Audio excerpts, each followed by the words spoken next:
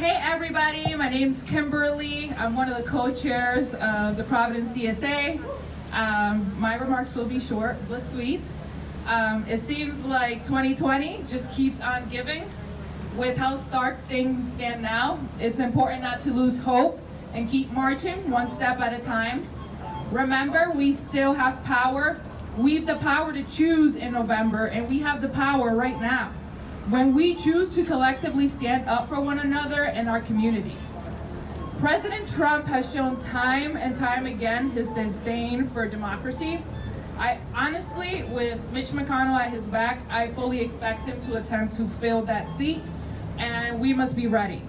This comes as a warning to our elected senators, Jack Reed and Sheldon Whitehouse. You are duty-bound to reject any attempt to fill that Supreme Court seat before the election. Shut it down.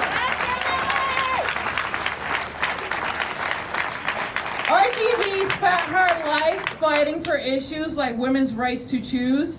It's not enough to write sentimental tweets.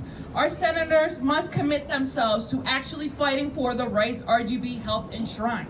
But most importantly, they must commit to representing the needs and struggles of their constituency wholeheartedly. At the end of the day, it's all about you, it's all about us, and I think moments like this one require a degree of analysis about where we want to go from here. If Trump fills the seat, pack the courts in a Biden presidency to the gills. Period. Some argue that this would delegitimize the Supreme Court. That I argue that we've only gotten this far because the Supreme Court has delegitimized itself. The Supreme Court is just as beholden to corporate interests as the main political parties. And this is extremely evident in the way they consistently rule against workers and the interests of Main Street. We should think hard about the veracity of having lifetime appointments or even the existence of a Supreme Court at all, especially when the institution lacks democracy.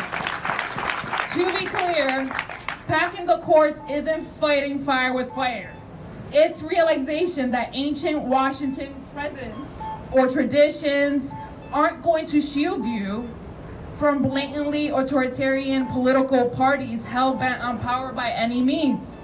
At the end of the day, laws only matter if there's somebody there to enforce them. And for decades, Democrats have looked at horror at Republicans' shenanigans, but have barely made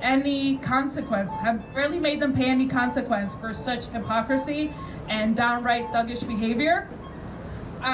So I think packing the courts is the type of consequence that they need, and it will be their teacher, and it should be our teacher as well.